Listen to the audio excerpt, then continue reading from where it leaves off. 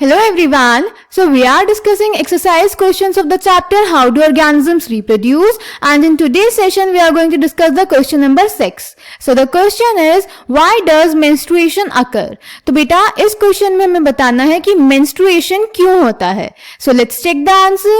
तो बेटा menstruation females में होता है जब फीमेल एग फर्टिलाइज नहीं करता. अब ऐसा क्यों होता है? तो बेटा जो फीमेल यूट्रस होता है वो खुद को हर महीने प्रिपेयर करता है एम्ब्रियो डेवलपमेंट के लिए. उसके लिए ये जो इसकी इनर लाइनिंग होती है, ये जो रेड कलर की दिखाई गई है हमें फीमेल रिप्रोडक्टिव सिस्टम में, ये थिक होती है ताकि एम्ब्रियो को न्यूट्रिशन प्रोवाइड कर सके. पर अगर बेटा एग फर्टिलाइज नहीं होगा तो इस लाइनिंग का भी कुछ काम नहीं होगा.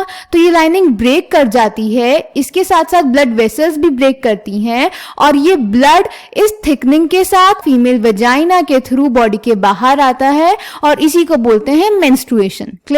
तो मेंस्ट्रुएशन बेटा फीमेल बॉडी में होता है जब फीमेल एग फर्टिलाइज नहीं करता. So answer number 6 is menstruation occurs if the female egg is not fertilized. If the egg is not fertilized it lives for about 1 day. जो फीमेल एग होता है उसका जो लाइफ स्पैन होता है वो 1 दिन का होता है, यानी फीमेल एग ज्यादा से ज्यादा 1 दिन तक ही जिंदा रह सकता है.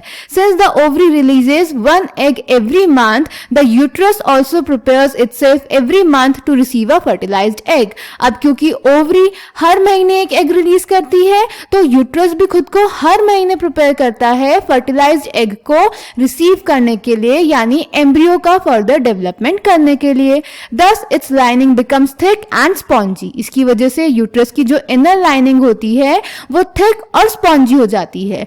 This would be required for nourishing the embryo if fertilization had taken place. और ये थिक स्पॉन्जी लाइनिंग किस लिए चाहिए होती है? एम्ब्रियो को नरिशमेंट प्रोवाइड करने के लिए, ताकि उसका डेवलपमेंट हो सके. Now, however, this lining is not needed any longer. पर अगर fertilization नहीं होगा तो इस lining की आगे कोई जरूरत नहीं है. So the lining slowly breaks and comes out through the vagina as blood and mucus. तो ये lining break होना start कर देती है और vagina के through blood और mucus की form में बाहर आ जाती है. This cycle takes place roughly every month and is known as menstruation. और इसी को हम बोलते हैं menstruation. So I hope this question is clear to you. Thank you.